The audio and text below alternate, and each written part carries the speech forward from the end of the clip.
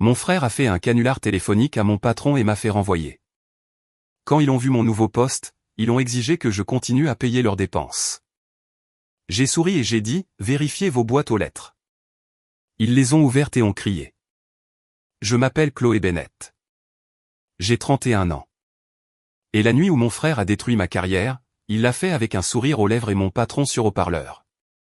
Je me tenais dans le jardin de mes parents à Seattle, tenant encore une part de mon propre gâteau d'anniversaire, quand Jackson a levé sa bière, a fait un clin d'œil à deux de ses amis et a dit « Regardez ça ». Voyons à quel point Chloé a l'air parfaite quand elle dit enfin ce qu'elle pense vraiment. Au début, j'ai cru qu'il était stupide de la manière inoffensive et agaçante qu'il avait toujours eue. Puis, j'ai entendu le message d'accueil de la boîte vocale de ma superviseuse à travers son téléphone, et mon sang n'a fait qu'un tour.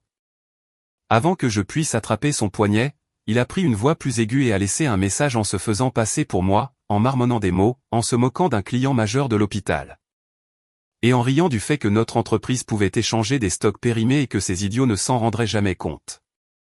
Tout le monde autour de lui a ri. Ma mère a couvert sa bouche et a souri. Mon père a murmuré, il s'amuse juste. Je n'ai pas ri. Je me suis jeté sur le téléphone, mais Jackson a reculé, s'enregistrant toujours pour s'amuser, traitant toujours ma vie comme une animation de fête. Le temps que je lui arrache le téléphone des mains, le message vocal avait déjà été envoyé. Je me souviens avoir regardé au-delà de la clôture dans la nuit sombre et humide de Seattle et avoir soudainement pensé à l'époque où nous étions enfants. Quand Jackson et moi faisions la course à vélo dans notre rue et jurions que, quoi qu'il arrive, nous nous soutiendrions toujours.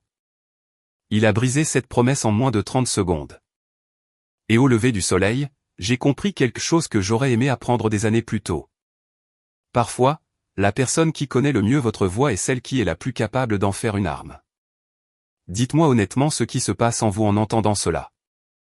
Choqué, en colère ou déjà le cœur brisé pour moi. J'ai besoin de savoir comment cela résonne en vous. Cela rend le reste de l'histoire tellement moins solitaire. Le temps que je rentre chez moi ce soir-là, j'avais déjà 3 appels manqués de ma superviseuse, Diane Mercé, et un courrier électronique marqué urgent. Je ne suis même pas entré avant de la rappeler depuis ma voiture. Elle a répondu à la première sonnerie, et il n'y avait plus son professionnalisme sec habituel dans sa voix. Elle semblait stupéfaite, en colère, et quelque chose de pire que ces deux-là, prudente. Le genre de prudence que les gens adoptent lorsqu'ils pensent s'adresser à un danger. Chloé, a-t-elle dit, j'ai besoin que tu me dises tout de suite si ce message venait vraiment de toi. Ma bouche est devenue sèche. Je lui ai demandé ce qu'elle voulait dire, même si je le savais déjà. Puis elle me l'a fait écouter. Entendre la fausse version de ma voix faite par Jackson sortir du haut-parleur m'a donné la chair de poule. Il avait exagéré mon ton juste assez pour avoir l'air moqueur, ivre et imprudent. Dans le message, je riais de faire pression sur les acheteurs de l'hôpital, je laissais entendre que notre équipe pouvait réétiqueter les expéditions retardées, et j'appelais une directrice des achats de St. Matthew Régional, une petite princesse paniquée qui signerait n'importe quoi si nous agitions une réduction. Dans mon domaine de travail, ce n'était pas seulement offensant. Cela sonnait comme un aveu de fraude, de manipulation de contrat et de mépris envers un client majeur. Il y avait des rires en arrière-plan, aussi. De vrais rires provenant du jardin de ma propre famille. Quand le message s'est terminé, je n'ai pas pu parler pendant une seconde. Diane l'a fait. Ce message vocal m'a été transféré par la directrice de St. Matthew. Elle a dit, si c'est authentique, notre entreprise a un énorme problème de conformité. Le service juridique est déjà impliqué. Je lui ai dit la vérité si vite que j'ai failli m'étouffer avec. Je lui ai dit que c'était mon frère. Je lui ai dit qu'il avait volé le moment. Je lui ai dit que j'avais essayé de l'arrêter. J'ai même proposé d'envoyer des photos de la fête, des horodatages, tout ce dont elle avait besoin. Elle a écouté, mais je pouvais entendre le mur se dresser dans son esprit. Chloé, a-t-elle finalement dit. Je ne sais pas encore ce qui est vrai, mais pour l'instant, cela a créé un risque que nous ne pouvons pas ignorer. J'ai besoin que tu ne contactes pas le client. Les ressources humaines te parleront demain matin. Je suis resté assise dans ma voiture pendant encore 20 minutes après la fin de l'appel, fixant mes mains sur le volant. L'odeur de mes bougies d'anniversaire s'accrochait encore à mon pull. Le glaçage avait séché près de mon pouce. J'étais allé à ce dîner en croyant que ma famille pourrait, pour une fois, célébrer ma présélection pour une promotion nationale chez Young Clinical System. Au lieu de cela, Jackson avait transformé la plus grande opportunité de ma carrière en une blague avec un public. Quand je suis rentré à mon appartement, il m'envoyait déjà des textos. Détends-toi. J'expliquerai si ça devient sérieux. Tu es trop coincé. C'était drôle jusqu'à ce que tu gâches l'ambiance. Ce dernier message m'a presque fait jeter mon téléphone à travers la pièce. À 6h30 le lendemain matin, les ressources humaines m'ont convoqué à une réunion d'urgence. À 8, j'étais assise en face de Diane, d'un directeur des ressources humaines et de quelqu'un du service juridique que je n'avais jamais rencontré auparavant. Ils avaient une transcription imprimée du message vocal sur la table entre nous, comme si c'était une preuve dans un procès. J'ai tout expliqué à nouveau. Je leur ai dit que Jackson avait toujours détesté que je paie certaines factures de mes parents, que je couvrais de plus en plus de dépenses familiales depuis la blessure au dos de papa et les problèmes de trésorerie temporaire de maman. Qu'il aimait agir comme si mon travail était faux parce qu'il impliquait des audits, des contrats et des évaluations de fournisseurs au lieu de quelque chose de tape à accent grave-l'œil dont il pourrait se vanter. Je leur ai dit qu'il avait bu. Je leur ai dit que le rire n'était pas le mien. Je leur ai dit que je déposerais un rapport de police s'il le fallait. Reniflement, le visage de Diane a à peine bougé. Puis, le service juridique a posé la question qui m'a fait comprendre que je perdais déjà. Pouvez-vous prouver que ce n'était pas vous avant que cela ne s'aggrave avec le client et les régulateurs? Prouvez-le, pas expliquez-le, pas clarifiez-le, prouvez-le. Je n'avais aucun enregistrement de la seconde exacte où il a attrapé le téléphone. Aucune image de sécurité du jardin. Rien que ma parole contre un message vocal envoyé depuis son téléphone, mais avec une voix assez proche de la mienne pour qu'un client nerveux y croie instantanément. Diane a croisé les mains et a dit, étant donné l'escalade du client et le risque pour la réputation, nous mettons fin à votre emploi avec effet immédiat. Je me souviens du bourdonnement exact des lumières au-dessus de nous quand elle l'a dit. Je me souviens du paquet de papier que les ressources humaines ont fait glisser vers moi. Je me souviens à quel point ma voix semblait calme quand j'ai demandé si cela signifiait que des années de performances impeccables, de nuits blanches et de comptes récupérés ne signifiaient rien comparé à un appel malveillant. Personne n'a répondu à cette partie. J'ai porté ma boîte hors du bâtiment, seul. La pluie avait commencé à ce moment-là, fine et froide. À mi-chemin de ma voiture, mon téléphone a sonné. C'était Jackson. J'ai répondu parce que je voulais qu'il entende le silence en moi. Alors il a dit, est-ce que l'entreprise a survécu à mon numéro comique? Je suis resté là, dans le parking, mon badge de travail encore à la main, et j'ai enfin compris que le sang peut être le couteau le plus tranchant de la pièce. Tu m'as fait renvoyer, ai-je dit. Il y a eu une pause, puis il a ri. Un rire plus petit cette fois, nerveux. Allez. Pas moyen. Si, carrément. Il a commencé à jurer, puis a immédiatement changé de ton. D'accord. D'accord. Je vais leur parler. Je leur dirai que c'était une blague. Tu en as déjà fait assez, lui ai-je dit. Ma mère a appelé 10 minutes plus tard, non pas pour s'excuser, mais pour me dire que je devais me calmer parce que les familles traversent des malentendus embarrassants. La version de mon père était pire. Tu sais comment est Jackson, a-t-il dit. Ton entreprise aurait dû poser plus de questions. Je suis rentré chez moi, j'ai enlevé la veste que j'avais portée dans ce bâtiment pour la dernière fois, et je me suis assise sur le sol de ma cuisine jusqu'à la nuit. Je ne pleurais pas à ce moment-là. Je comptais. Chaque facture que j'avais aidé mes parents à couvrir. Chaque fois que j'avais prêté de l'argent à Jackson, juste jusqu'à vendredi, chaque faveur, chaque sacrifice. S'il pouvait regarder ma vie prendre feu et appeler cela un malentendu, qu'est-ce que j'avais payé exactement pendant toutes ces années? La première semaine après mon renvoi a été moche. Pas moche comme au cinéma. Vraiment moche. Sommeil à 4 du matin, café à midi, vaisselle intacte dans l'évier, courriers électroniques non ouverts s'accumulant parce que chaque objet ressemblait à une autre accusation. Je n'arrêtais pas de repasser la réunion de Diane dans ma tête, mais la partie qui ne me laissait pas tranquille n'était même pas le licenciement. C'était le message vocal. Cette fausse version moqueuse de moi. Les rires derrière. Le parfum de ma mère flottant dans l'air de la nuit pendant que mon frère exécutait mon humiliation comme un tour de passe-passe. Certaines nuits, je me versais un verre de vin et finissais par le laisser à moitié plein sur le comptoir parce que même cela avait un goût amer. D'autres nuits, je me tenais devant le miroir de ma salle de bain, récitant des réponses à des questions d'entretien, juste pour entendre à nouveau ma propre vraie voix. Parlez-moi d'une fois où vous avez géré une crise. Pourquoi avez-vous quitté votre dernier employeur? Quelles sont vos forces dans la gouvernance des fournisseurs? Réponse. Supprimer. Recommencer. Ma meilleure amie, Nina Brox, a refusé de me laisser disparaître. Elle est venue avec des plats à emporter, a rayé l'apitoiement sur mon sort sans dire les mots, et a traité mon effondrement comme un projet avec des délais. Une nuit, elle m'a trouvé en train de fixer la même annonce d'emploi sauvegardée pendant 40 minutes et a dit, « Chloé, quand tout s'effondre, tu as le choix entre une chose. Rester allongé là ou te relever plus féroce. » Cette phrase est restée avec moi. Alors, je suis devenu méthodique. J'ai reconstruit mon curriculum vitae autour des résultats, pas de la loyauté. J'ai créé un tableau de candidatures, de noms de recruteurs et de dates de suivi. J'ai contacté 2 anciens clients qui m'avaient fait confiance lors de récupération de contrats compliqués et je leur ai demandé s'ils témoigneraient de mon intégrité. Je n'ai pas mentionné Jackson par son nom dans chaque conversation. J'ai juste dit la vérité.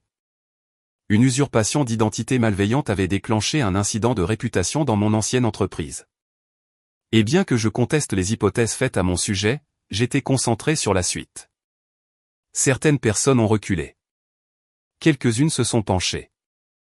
Un recruteur a même dit, « Votre explication semble plus propre que la rumeur. » Ce fut le premier moment où j'ai réalisé que les commérages avaient déjà commencé à circuler dans l'industrie, mais peut-être pas assez vite pour m'enterrer. Les semaines ont passé à un rythme qui ressemblait à moitié à de la survie, à moitié à un montage d'entraînement. Les matins, j'envoyais des candidatures. Les après-midi, je faisais des recherches sur des organisations avec des équipes d'éthique solides et des opérations de fournisseurs décentralisées. Les soirs, je m'entraînais à voix haute pour les entretiens. Nina s'asseyait sur mon canapé, faisant semblant d'être un jury d'entretien, et disait des choses comme « Expliquez reniflement le cadre de risque le plus complexe que vous ayez construit ». Puis elle souriait quand je répondais trop doucement et me faisait recommencer plus fort. Entre tout cela, ma famille continuait d'agir comme si je devais me remettre selon leur calendrier. Maman m'a appelé pour me demander si je pouvais encore couvrir une partie de leur facture d'électricité parce que la date d'échéance ne se soucie pas de mes drames personnels. Papa voulait de l'aide pour refinancer le paiement d'un camion. Jackson a envoyé un texto d'excuses bizarres à 2 du matin. Je ne pensais pas que ça détruirait ta vie. Suivi 2 jours plus tard par une demande de $300. C'est à ce moment-là que j'ai arrêté de répondre calmement. Pendant que je me reconstruisais, j'ai aussi commencé à reconstruire la vérité. J'ai sauvegardé tous les virements passés que je leur avais envoyés, chaque reçu Venmo, chaque mémoselle qui disait des choses comme course, assurance voiture, retrait d'ordonnance, écart de loyer, urgence Jackson. J'ai remonté mon historique bancaire sur 18 mois et je l'ai trié. Ce qui avait autrefois ressemblé à de l'aide familiale a commencé à ressembler à une facture pour ma propre destruction. Puis, un jeudi, un recruteur de Northspire Health Network a appelé. Ils élargissaient une division régionale de l'intégrité des fournisseurs et avaient besoin de quelqu'un capable de construire des systèmes, de calmer les clients et de voir le risque avant qu'il ne se transforme en scandale. Le titre était plus important que tout ce que j'avais occupé auparavant. Directrice de l'intégrité des fournisseurs. J'ai presque ri quand je l'ai entendu parce que cela sonnait comme si l'univers avait un sens de l'humour cruel, l'intégrité. Après des semaines à être traité comme si je n'en avais aucune, le processus d'entretien a été brutal de la meilleure façon possible. Un appel de sélection, une présentation de cas, un panel de scénarios, une réunion finale avec Evelyn Grant, la directrice des opérations, qui a posé des questions plus pointues en 10 minutes que la plupart des cadres n'en gèrent en 1 heure. Je l'ai tout de suite aimée parce qu'elle ne jouait pas l'empathie. Elle testait ma force de caractère. Dans le 2e entretien, elle a fait glisser un mémo de crise fabriqué de toutes pièces sur la table et a dit « Imaginez qu'un client reçoive un message qui semble provenir de l'un de vos analystes admettant une faute. Décrivez-moi vos 24 premières heures. » Je ne sais pas si elle l'a vu sur mon visage, cet éclair de reconnaissance, de rage et de contrôle. Mais j'ai répondu à cette question comme si elle était gravée en moi, chaîne de vérification, authentification de la source, confinement du client, examen indépendant, cartographie de l'exposition interne, aucune hypothèse sans preuve. Quand j'ai eu fini, la pièce est restée silencieuse pendant un temps complet de trop. Puis Evelyne a dit, cette réponse vient de l'expérience. Oui, lui ai-je dit. En effet. Alors que je retournais à ma voiture après coup, l'air de Seattle sentait l'asphalte humide et le pin. Pour la première fois depuis la perte de mon emploi, je ne pensais pas à quel point j'étais tombé bas.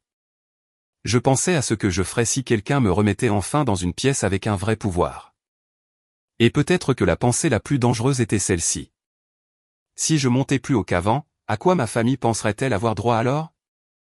L'offre est arrivée un mardi après-midi alors que je réchauffais une soupe dont je ne voulais pas. La voix d'Evelyne Grant était directe, presque amusée.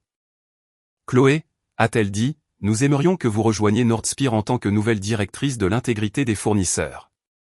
Votre jugement est exactement ce dont nous avons besoin. Pendant une seconde, j'ai oublié comment me tenir debout. Je me suis appuyé contre le comptoir, la soupe refroidissant dans ma main, et j'ai écouté alors qu'elle expliquait la rémunération, la prime à la signature, la structure de l'équipe, la date de début. C'était plus d'argent que je n'en avais jamais gagné. Plus d'autorité, plus de visibilité, plus de risques, aussi, ce qui m'a étrangement rendu plus calme. J'ai raccroché et j'ai ri si soudainement que cela s'est transformé en sanglots au milieu. Nina est arrivée 20 minutes plus tard avec du Prosecco bon marché et a crié avant même que j'ouvre la porte parce qu'elle le savait d'une manière ou d'une autre. Cette nuit-là fut la première fois depuis des semaines que mon appartement ressemblait à une maison plutôt qu'à une salle de convalescence. Mais la joie a une odeur et, d'une manière ou d'une autre, la famille la capte toujours. 2 jours après avoir signé, ma mère a appelé d'un numéro que je n'avais pas encore bloqué. Je n'ai pas répondu. Elle a laissé un message vocal dégoulinant de douceur. J'ai entendu dire que tu avais de bonnes nouvelles, ma chérie. Nous devrions tous dîner et célébrer ça comme une famille. Jackson a envoyé un texto juste après. Félicitations. Je savais que tu atterrirais quelque part. Fier de toi. Le mot fier m'a retourné l'estomac. Puis il a ajouté, peux-tu m'aider avec le loyer ce mois-ci? Je suis juste. C'était ça. Pas de pont. Directement au péage. Je l'ai ignoré, lui aussi. Ma première semaine chez NorthSpear a été intense, contrôlée et curieusement apaisante. Personne là-bas ne m'a traité comme la femme d'une rumeur. Ils m'ont traité comme la personne dont le nom figurait sur le lancement d'une nouvelle division. J'avais un bureau avec de vrais murs de verre, une équipe qui écoutait quand je parlais, et un calendrier rempli de réunions d'information au lieu de pitié. Le vendredi, NorthSpear a publié un mot de bienvenue de la direction sur LinkedIn avec ma photo, mon titre et un texte soigné sur mon expérience dans la stabilisation de la conformité et le risque fournisseur. Je l'ai vu à 8h12 du matin. À 10h04, mon père était à ma porte. Il n'était pas venu seul. Maman était avec lui, ainsi que Jackson. Tous les trois debout dans le couloir de mon immeuble comme des acteurs sur le point de mettre en scène une intervention qu'ils n'avaient pas répétée. J'ai failli ne pas ouvrir, mais une part têtue de moi voulait voir à quelle vitesse les félicitations se transformaient en recouvrement. Ils sont entrés en regardant trop autour d'eux, de la manière dont les gens le font quand ils calculent déjà ce que vaut votre vie. Ma mère a souri la première. Directrice, a-t-elle dit, en étirant le mot comme s'il lui appartenait en partie. Regarde-toi. Papa s'est assis sans y être invité. Jackson s'est appuyé contre le comptoir de ma cuisine comme si c'était toujours un endroit qu'il pouvait occuper sans permission. Les 4 premières minutes ont été une classe de maître en fausse chaleur. Maman a dit qu'ils avaient toujours su que je rebondirais. Papa a dit qu'un revers pouvait forger le caractère. Jackson a prétendu qu'il avait dit à tout le monde que j'étais trop intelligente pour rester à terre. Puis papa s'est éclairci la gorge. Maintenant que tu es de nouveau installé, a-t-il dit, nous devons parler du budget familial. J'ai vraiment ri. Cela les a surpris. Le budget familial, ai-je demandé. Maman a pris le relais. Leur coût augmentait. La physiothérapie de papa n'était pas entièrement couverte. L'hypothèque était encore en retard. Jackson avait un déficit temporaire parce que certains clients de l'aménagement paysager avaient payé en retard. Et puisque j'avais maintenant un grand titre et probablement un gros salaire, ils ont supposé que je recommencerais à les aider comme je l'avais fait auparavant. Reprendre, comme si j'avais été en vacances, comme s'ils ne parlaient pas à la fille dont le dernier emploi avait été détruit par l'homme qui dévalisait actuellement mes dosettes de café. Je leur ai demandé si Jackson avait quelque chose à dire avant que la mendicité ne commence. Il a haussé les épaules. J'ai dit que j'étais désolé. Non, ai-je dit, tu as dit que tu ne pensais pas que ça détruirait ma vie. Ce n'est pas la même chose. Maman est immédiatement intervenue. Chloé, ne ramène pas ça à de vieilles douleurs. Nous essayons d'aller de l'avant. De vieilles douleurs. Cela faisait des semaines. Ma carrière avait été effacée en une nuit, et ils voulaient appeler cela de vieilles douleurs parce que mon nouveau titre les embarrassait plus que ma souffrance ne les émouvait. Jackson a essayé une autre tactique. Il s'est adressé à moi plus doucement, la voix basse, presque intime. Écoute, j'ai tout gâché, mais nous sommes toujours du même sang et tu as toujours été la personne stable. Nous avons besoin de toi. C'était encore ça. La traduction de l'amour dans ma famille. Besoin, utilité, paiement. Je me suis dirigé vers mon bureau, j'ai ouvert un tiroir et j'ai sorti le dossier que je constituais depuis des semaines. Journaux de transfert, capture d'écran des factures d'électricité, assurance automobile, prénom remboursé de Jackson, code-part médical, courses alimentaires. Je l'ai posé sur la table basse devant eux. Vous n'avez pas besoin de moi, ai-je dit. Vous avez besoin d'un accès. Ils ont tous fixé le dossier, mais personne n'y a touché. La mâchoire de papa s'est crispée. Le sourire de maman a disparu en premier. Jackson avait l'air agacé, pas honteux. Je leur ai dit exactement ce que j'avais payé au cours des 18 mois précédents. Je leur ai dit combien de mes économies avaient disparu dans leurs urgences pendant que Jackson se moquait de mon travail, pendant que maman me qualifiait de dramatique, pendant que papa excusait le sabotage comme étant un trait de personnalité. Je leur ai aussi dit autre chose. J'avais passé la matinée à transférer chaque dépense partagée restante de mon nom. Leur forfait téléphonique, annulé. Les paiements automatiques des services publics, supprimés. Le paiement de transition de l'assurance de Jackson, terminé. Je l'avais fait légalement, proprement, avec un préavis. Et parce que je savais qu'ils essaieraient toujours de me coincer émotionnellement, j'avais programmé autre chose pour ce même après-midi. Jackson a froncé les sourcils. De quoi parles-tu? J'ai souri alors, non pas parce que j'étais heureuse, mais parce que la clarté peut beaucoup ressembler à de la satisfaction. Vous vouliez que je continue à payer vos dépenses, ai-je dit. Je vous l'ai dit avant d'ouvrir la porte. Vérifiez vos boîtes aux lettres. Mon père s'est levé le premier. Ma mère a pâli. Jackson a eu l'air confus pendant une demi-seconde, puis irrité, puis inquiet. Qu'est-ce que tu as fait, a-t-il exigé. Rien d'illégal, ai-je dit. Juste de l'organisation. C'était vrai. Des lettres recommandées avaient été envoyées ce matin-là à tous les trois. À maman et papa, un compte rendu complet de ce que j'avais payé, un avis mettant fin à tout soutien volontaire et des copies des transferts de compte pour qu'ils ne puissent plus feindre la confusion. À Jackson, une lettre de mise en demeure civile de mon avocat pour le remboursement des prêts documentés et un avis de conservation des preuves liées à son canular téléphonique et aux dommages qui ont suivi. Maman a chuchoté, tu as pris un avocat? Tu t'es impliqué dans ma carrière? J'ai dit, vous en avez fait un problème d'adulte. Ils sont partis en moins de 3 minutes après cela. Pas de câlin, pas encore de cris, juste le silence rigide de personnes marchant trop vite vers les conséquences. Par ma fenêtre, je les ai regardés traverser le parking vers leur boîte aux lettres. J'ai vu Jackson déchirer son enveloppe en premier. Je ne pouvais pas entendre les mots exacts, mais j'ai vu tout son corps sursauter. J'ai vu ma mère attraper ses papiers et commencer à les parcourir frénétiquement. J'ai vu mon père frapper violemment une paume contre la boîte métallique. Et j'ai su que, pour une fois, les cris n'étaient pas dirigés vers moi. J'aimerais pouvoir dire que les lettres ont tout arrangé proprement. Mais ce qu'elles ont réellement fait, c'est dépouiller la dernière couche de représentation familiale. Pendant 24 heures, mon téléphone a été une zone de guerre. Ma mère m'a traité de cruel. Mon père m'a traité d'ingrate. Jackson a laissé 2 messages vocaux qui sont passés de la fureur à la panique si vite que c'était comme écouter une porte se briser sous la pression. Dans le premier, il criait que personne ne poursuit sa famille pour une blague. Dans le second, envoyé 40 minutes plus tard, il demandait si nous pouvions régler cela en privé parce qu'une plainte officielle ruinerait ses opportunités. Cette partie m'a intéressé. Mes opportunités étaient apparemment jetables. Les siennes étaient sacrées. J'ai sauvegardé chaque message. Puis je suis allé travailler. Un vrai travail.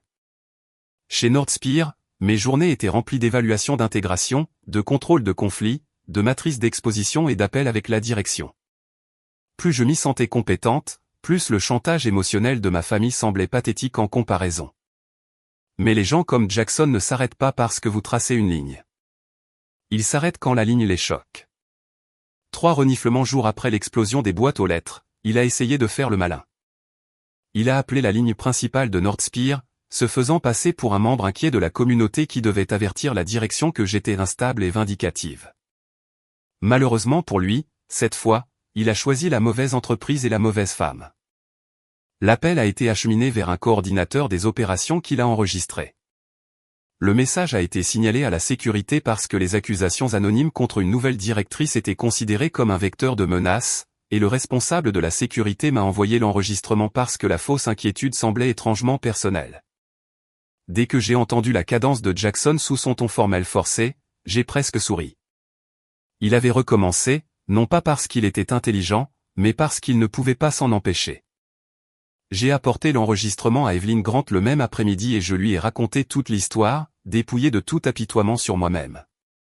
J'ai expliqué le canular téléphonique d'origine, la dépendance financière de ma famille, la lettre de mise en demeure et la nouvelle tentative de diffamation anonyme de Jackson. Evelyn a écouté sans m'interrompre. Puis elle a posé une question. Pouvez-vous documenter tout cela? J'ai fait glisser le dossier sur son bureau. C'est déjà fait. Elle a regardé la chronologie, les dates, les messages vocaux sauvegardés, la transcription de l'enregistrement de sécurité. Quand elle a eu fini, elle s'est adossée à sa chaise et a dit « Bien. Alors il ne contrôle pas l'histoire ici. » Cette phrase a fait quelque chose en moi. Elle a fermé une blessure que je n'avais pas réalisé être encore ouverte, parce que c'était le vrai dommage que Jackson avait causé quand il m'avait fait renvoyer. Il ne m'avait pas seulement coûté un salaire. Il avait détourné mon récit. Maintenant, je l'avais enfin récupéré avec des preuves. Evelyn a autorisé des restrictions au niveau du bâtiment immédiatement. Le nom et la photo de Jackson sont allés à la sécurité. Toute tentative de contact futur était enregistrée. L'équipe juridique de l'entreprise a proposé de conserver l'appel de diffamation comme preuve supplémentaire si j'élargissais la plainte civile. J'ai dit oui. Ce même soir, Jackson s'est quand même pointé. Pas à l'intérieur. La sécurité a empêché cela. Mais sur le parking à l'extérieur du bâtiment de NordSpear, faisant les 100 pas comme un homme qui croyait encore que l'accès pouvait être forcé par le volume. Nina venait juste de me rejoindre pour un café en bas, alors nous avons toutes les deux vu ce qui s'est passé. Il m'a repéré en premier et a commencé à agiter les bras. « Chloé, tu fais sérieusement tout ça pour des papiers ?» La sécurité a bougé avant moi. Il a continué, plus fort maintenant parce qu'un public s'était formé au pire endroit possible. La sortie du hall d'entrée pendant l'heure de pointe des affaires. Tu penses que ce travail te rend meilleur que nous? Tu penses que tu peux détruire ton propre frère? Encore ce mot, détruire.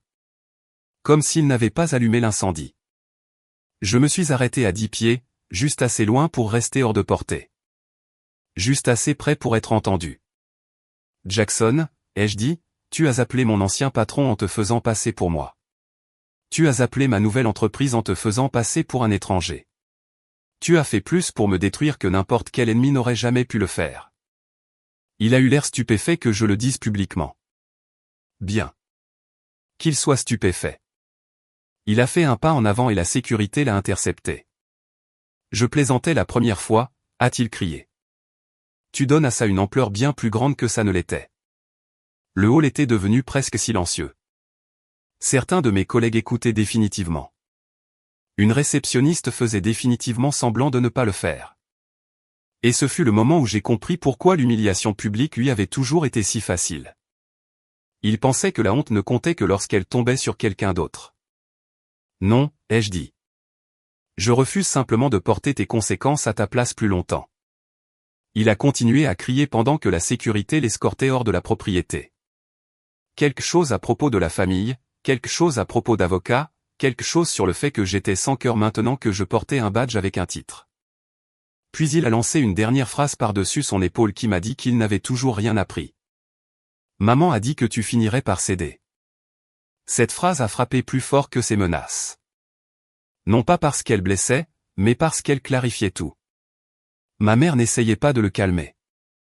Elle le coachait encore, traitant toujours mes limites comme une phase. Le lendemain matin, la situation a dégénéré dans la direction exacte que j'espérais éviter, mais à laquelle je m'attendais.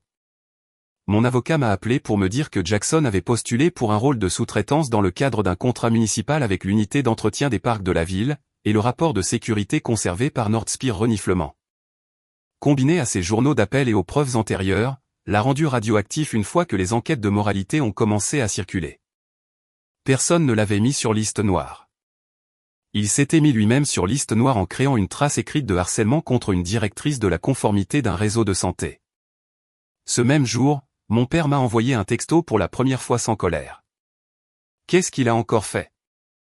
J'ai fixé le message plus longtemps que prévu. Ce n'était pas des excuses. Ce n'était pas une prise de responsabilité, mais c'était la première fissure dans le scénario familial. J'ai répondu avec une seule capture d'écran. La transcription de l'appel de diffamation anonyme de Jackson. Papa n'a pas répondu pendant 3 heures. Puis juste, ta mère ne m'a pas parlé de ça. Bien sûr, elle ne l'avait pas fait, parce qu'une fois que les mensonges ont cessé de protéger Jackson pour commencer à menacer le reste d'entre eux, même la loyauté a commencé à vaciller. Ce soir-là, j'ai reçu un autre appel. Cette fois de Diane Mercé, mon ancienne patronne. Mon pouls s'est accéléré avant de répondre. Elle semblait différente, moins froide, plus précise. Elle a dit que la directrice des achats de Saint-Mathieu avait récemment été contactée par un homme essayant de clarifier un vieux malentendu à mon sujet. Et cet homme n'avait fait qu'approfondir leurs soupçons selon lesquels le message vocal original était bel et bien une usurpation d'identité malveillante. Nous aurions dû enquêter plus rigoureusement, a dit Diane. Ce n'était pas un arc de rédemption complet. Ce n'était pas une offre pour réparer le passé, mais c'était quelque chose dont j'avais eu besoin plus que je ne l'avais réalisé. La confirmation que je n'avais pas imaginé ma propre trahison. Elle m'a dit qu'elle mettrait cela par écrit si j'en avais besoin pour le dossier. J'en avais besoin. À la fin de cette semaine-là, Jackson ne paniquait plus seulement à propos d'une lettre dans sa boîte aux lettres. Il perdait sa crédibilité dans toutes les directions qu'il avait autrefois supposées sûres. Et pour la première fois, mes parents ont cessé de m'appeler pour réclamer de l'argent. Ils étaient trop occupés à essayer de déterminer si le fait de le soutenir venait de leur coûter à tous plus qu'ils ne pouvaient se le permettre. Les retombées n'ont pas explosé d'un seul coup. Elles se sont propagées. C'était mieux, plus propre, plus honnête. Mon père a perdu patience avec Jackson le premier, non pas parce qu'il se souciait soudainement de ce qu'il m'avait fait, mais parce que la spirale de Jackson commençait à menacer les finances familiales d'une manière qu'il ne pouvait pas ignorer. L'opportunité de sous-traitance municipale a disparu. Un client privé d'aménagement paysager a annulé après que Jackson a dû expliquer pourquoi une lettre de mise en demeure légale avait été envoyée à son adresse et pourquoi il avait été escorté hors d'une propriété d'entreprise. Maman, pendant ce temps, essayait de maintenir la vieille histoire en vie, que je réagissais de manière excessive, que les avocats m'avaient empoisonné, que Jackson était immature, pas malveillant. Puis elle a lu la déclaration écrite que Diane Mercé a envoyée à mon avocat. Dedans, Diane confirmait que le message vocal original de Halcyon avait déclenché le licenciement uniquement parce qu'il semblait authentique à l'époque, mais que les développements ultérieurs suggéraient fortement qu'il s'agissait d'une usurpation d'identité ciblée visant à nuire à ma réputation. Maman m'a appelé après l'arrivée de cette lettre. Pour une fois, elle n'a pas commencé par la culpabilité. Elle a commencé par l'épuisement. Tu pourrais arrêter ça, a-t-elle dit doucement, si tu le voulais. C'était une phrase tellement révélatrice. Pas de « je suis désolé ». Pas de « nous avions tort ». Juste une autre tentative de me remettre la responsabilité de l'incendie qu'ils avaient allumé. Non, lui ai-je dit, je pourrais arrêter de vous en protéger. Elle a pleuré alors. De vrais pleurs, peut-être. Ou peut-être juste les pleurs qu'elle utilise quand le contrôle lui échappe. Elle m'a dit que Jackson ne dormait plus, que papa était furieux, que l'argent était plus serré que jamais maintenant que j'avais coupé les vivres, et que Jackson avait perdu du travail à cause du stress. J'ai presque demandé si le fait de me faire renvoyer comptait aussi comme du stress. Au lieu de cela, j'ai dit la seule chose que j'aurais aimé que quelqu'un me dise beaucoup plus tôt dans la vie. Les conséquences ne sont pas de la maltraitance, maman. Elle a raccroché. Une semaine plus tard, papa a demandé à me voir. Pas à mon appartement, pas chez eux, dans un restaurant à mi-chemin entre mon bureau et leur quartier, ce qui m'a dit qu'il voulait une civilité sans témoin. J'ai failli dire non. Puis j'ai dit oui, parce qu'une partie du fait d'en avoir fini avec la peur, c'est d'apprendre quand la présence est plus forte que l'évitement. Il avait l'air plus vieux quand je me suis glissé dans la banquette en face de lui, fatigué autour des yeux, plus en colère autour de la bouche. Il n'a rien commandé. Moi non plus. Pendant un moment, il a poussé des sachets de sucre en ligne droite et n'a rien dit. Puis il a finalement admis ce que je savais depuis des années, mais que je n'avais jamais entendu de sa bouche. Ta mère s'est trop reposée sur toi, a-t-il dit. Et j'ai laissé Jackson s'en tirer avec trop de choses parce que c'était plus facile que de se disputer à la maison. Plus facile que de se disputer à la maison. C'était ça. Toute ma vie d'adulte résumée en une lâche commodité. Plus facile de laisser Chloé payer. Plus facile de laisser Chloé encaisser. Plus facile de prétendre que la cruauté d'un fils était de l'humour si l'arrêté signifiait de l'inconfort. Je lui ai demandé s'il savait combien d'argent je leur envoyais. Il a hésité, ce qui était une réponse suffisante. Une partie, a-t-il dit, pas tout. Puis il m'a demandé ce que je voulais. Cette question m'a presque fait rire parce que personne dans ma famille ne l'avait posée sans un calcul mathématique caché derrière depuis des années. Alors j'ai répondu clairement. Je voulais que le harcèlement cesse. Je voulais un remboursement là où cela avait été documenté. Je voulais que mon nom soit laissé en dehors de leurs urgences pour toujours. Et je voulais une chose plus précieuse que tout cela. La vérité dite à voix haute dans la maison où les mensonges avaient toujours si bien fonctionné. Il s'est frotté le visage avec la main et a dit que Jackson payait déjà plus que je ne le savais. Je me suis penché en avant. Pas plus que moi, ai-je dit. Pas encore. Il m'a regardé alors, m'a vraiment regardé, et quelque chose a changé. C'était peut-être de la honte. Peut-être juste de la reconnaissance. Il a dit que Jackson avait admis sous la pression qu'il s'était aussi vanté auprès de ses amis après la fête d'anniversaire qu'il pouvait faire perdre à Chloé ce travail de conformité ennuyeux quand il le voulait. L'un de ses amis l'avait récemment répété à papa en demandant ce qui s'était passé. Ce détail comptait plus émotionnellement que légalement. Cela signifiait que le canular téléphonique n'était pas une stupidité aléatoire. C'était de l'intention, de la vanité, de l'envie avec une liste de témoins. Soudain, des années de comportement de Jackson se sont alignées dans un schéma hideux. Les commentaires désobligeants sur le fait que je travaillais avec des contrats et des presse-papiers. Les blagues selon lesquelles je n'avais l'air d'avoir réussi que parce que je n'avais pas d'enfant. Les levées d'yeux au ciel chaque fois que maman me félicitait de nous maintenir à flot. Il ne m'avait pas saboté parce qu'il trouvait ça drôle. Il l'avait fait parce qu'il détestait ce que ma stabilité disait de son chaos. J'ai quitté le restaurant plus légère que je n'y étais arrivé. Non pas parce que papa avait réparé quoi que ce soit, mais parce qu'il avait finalement dit assez de vérité pour tuer la vieille illusion. 2 jours plus tard, Jackson a demandé une médiation formelle par l'intermédiaire de son avocat. C'est à ce point-là que les choses avaient empiré. Pas un appel de rage, pas des excuses d'ivrogne, une médiation. Mon avocat a presque souri quand il l'a dit. À ce moment-là, l'exposition civile contre Jackson comprenait des prêts documentés, des preuves de harcèlement, l'appel de diffamation conservé, la déclaration de Diane et les dommages économiques liés à la perte de mon emploi. Était-il garanti que cela devienne un gigantesque spectacle judiciaire? Non. Mais ce n'était plus le genre de gâchis dont il pouvait rire dans un jardin avec une bière à la main. La médiation a eu lieu dans un bureau stérile avec des murs beiges et une bouche d'aération bourdonnante. Jackson avait l'air plus petit là-bas, privé de public et d'élan. Maman et papa étaient tous les deux présents, mais plus silencieux que je ne les avais jamais vus dans une pièce l'impliquant. Son avocat a d'abord essayé de tout minimiser. Une blague, un malentendu, un conflit familial aggravé par l'émotion. Puis mon avocat a exposé la chronologie. Le message vocal de l'anniversaire, le licenciement, la dépendance financière, les lettres de mise en demeure, la tentative de diffamation anonyme chez Nordspire, l'intervention de la sécurité, la correction écrite de Diane. Le visage de Jackson a changé par palier avec chaque document, comme quelqu'un qui baisse la lumière.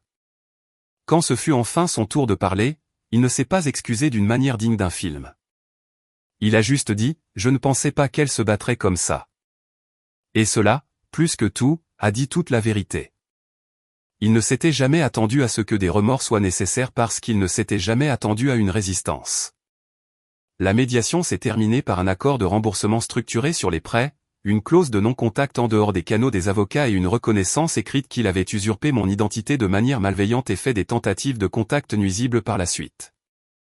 Ce n'était pas la prison. Ce n'était pas le tonnerre.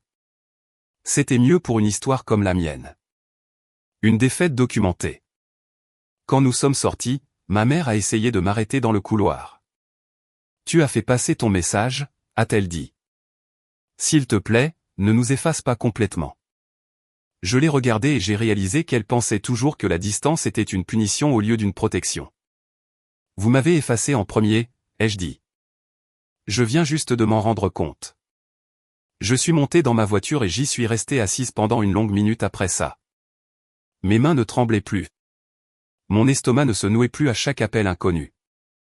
Quelque part entre le renvoi, la reconstruction, les boîtes aux lettres et la médiation, j'étais devenu quelqu'un que mon ancienne structure familiale ne pouvait plus digérer. Bien. Certains reniflements système méritent une indigestion avant de s'effondrer. Un mois plus tard, j'ai accepté une dernière rencontre avec Jackson. Non pas parce qu'il méritait de tourner la page, mais parce que je le méritais. Il a suggéré un parc près de Green Lake où nous allions quand nous étions enfants. J'ai failli dire non par principe, mais il y avait quelque chose d'approprié à terminer cela quelque part qui abritait autrefois la version de nous que j'avais pleuré le plus longtemps. Il faisait froid cet après-midi-là, le genre de journée grise de Seattle qui fait ressembler le lac à de la tôle. Jackson était déjà là quand je suis arrivé, les mains enfoncées dans les poches, les épaules voûtées d'une manière que je ne lui avais jamais vue avant tout ça. Pendant une seconde, avec le vent venant de l'eau et les arbres nus derrière lui, il ressemblait presque au frère que j'avais connu. Puis il a parlé. Papa dit que je devrais m'excuser correctement. J'ai failli faire demi-tour à ce moment-là. Ce n'est pas un bon début, ai-je dit. Il a baissé les yeux, a donné un coup de pied dans le gravier, a réessayé. Je suis désolé. Il y avait 1000 versions de cette phrase. Celle-ci était petite, tardive, peut-être réelle, certainement insuffisante. Je lui ai demandé pourquoi, pas pourquoi il était désolé, pourquoi il l'avait fait. Pour une fois, il ne s'est pas caché derrière une blague. Il a dit qu'il en avait marre d'entendre parler de moi, marre que maman me félicite de couvrir les factures, marre de me voir traverser la vie comme si j'avais une supériorité tranquille juste parce que je pouvais garder le cap. Il a dit, chaque fois que je payais pour quelque chose, chaque fois que papa me disait fiable, chaque fois que maman disait, au moins, Chloé gère les choses, cela le faisait se sentir comme le défectueux. Alors tu as essayé de me rendre défectueuse, aussi, ai-je dit. Il n'a pas répondu. Il n'en avait pas besoin. Je lui ai dit quelque chose à quoi il ne s'était clairement pas attendu. Tu n'étais pas en colère parce que je pensais être meilleur que toi. Tu étais en colère parce que je ne l'ai jamais dit à voix haute et que tu l'as entendu quand même. Ça a fait mouche. Je pouvais le voir parce que la vérité était que ma stabilité était devenue une accusation dans une famille construite sur des excuses. Jackson a essuyé son visage une fois et a dit que tout avait mal tourné après les lettres. Maman le blâmait. Papa a arrêté de le couvrir. Les clients ont reculé. Tu as incendié ta propre vie pour un message vocal, ai-je dit. Non, a-t-il répondu, la voix se brisant pour la première fois. Je l'ai incendié parce que j'arrêtais pas d'essayer de prouver que je pouvais contrôler la tienne. C'était la chose la plus proche d'une responsabilisation que j'allais jamais obtenir. Et curieusement, c'était suffisant. Pas assez pour se réconcilier. Pas assez pour faire confiance. Assez pour arrêter d'espérer qu'il se transformerait un jour en la personne qu'il aurait dû être des années plus tôt. Je lui ai dit que l'accord de remboursement serait maintenu. Que les conditions de non-contact seraient maintenues. Et que la relation qu'il imaginait pouvoir être reconstruite à partir de cela ne le serait pas. Il a commencé à pleurer alors, pas de façon dramatique, juste les pleurs moches et embarrassés que les gens ont quand il n'y a plus de public pour qui jouer. Alors c'est tout, a-t-il demandé. J'ai regardé le lac avant de répondre. C'était tout la nuit où tu as utilisé ma voix contre moi, ai-je dit. Je le dis juste à voix haute maintenant. Je l'ai laissé là. À mi-chemin de ma voiture, mon téléphone a vibré. C'était un courrier électronique de Diane Mercer. Alcyon avait terminé un examen interne avec le client et mis à jour mon dossier de séparation pour refléter un licenciement contesté dans des circonstances d'usurpation d'identité malveillante. Elle a écrit que si un futur employeur les contactait, il ne qualifierait plus mon départ de faute de réputation. Je suis resté à côté de ma voiture et j'ai lu ce courrier électronique 2 fois dans le froid. Ça ne m'a pas rendu mon travail. Ça n'a pas restauré les mois que j'avais perdus, mais ça a fait quelque chose de presque aussi important. Ça a supprimé le mensonge de Jackson du dossier officiel. Le temps que je m'éloigne du lac, je savais que l'histoire était vraiment terminée. Non pas parce que tout le monde avait souffert de la même manière.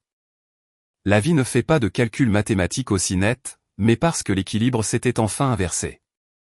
Jackson avait perdu du travail, de la crédibilité et la protection qu'il pensait que la famille garantissait. Mes parents avaient perdu l'accès à mon argent, à mon travail, à mon silence, et j'avais gagné quelque chose qu'aucun d'eux n'avait jamais voulu que j'aie. Une vie qui ne nécessitait plus leur permission pour se sentir entière. Des mois plus tard, quand des gens de Nordspire m'ont demandé avec désinvolture si j'étais proche de ma famille, j'ai arrêté de mentir pour qu'ils aient l'air plus inoffensifs qu'ils ne l'étaient. J'ai juste dit, plus maintenant. Et j'ai laissé cela suffire. Nina m'a demandé un jour si je me sentais parfois coupable. J'y ai pensé pendant un long moment avant de répondre. Ce que je ressens parfois, c'est du chagrin. Non pas pour les personnes qu'ils étaient réellement, mais pour la famille que je continuais de prétendre qu'ils pourraient devenir si je payais assez, pardonnais assez, endurais assez. Cette famille n'a jamais existé. La vraie Harry quand mon frère a saboté ma carrière et a appelé ça un malentendu. Alors, non, je ne me sens pas coupable d'avoir quitté la maison en feu. Je me sens fier d'avoir appris à le faire. Et de temps en temps, quand mon téléphone s'allume avec un numéro inconnu que je ne reconnais pas, je ne panique plus. Je laisse juste sonner. Parce que la femme qui, autrefois, s'asseyait sur le sol de sa cuisine en se demandant comment tout lui avait été enlevé sait maintenant exactement ce qu'elle possède encore. Son nom, son travail, sa voix. Et si les gens qui partagent son sang oublient un jour ce qu'il en coûte de voler ces choses, tout ce qu'ils ont à faire, c'est vérifier ce qui est arrivé dans la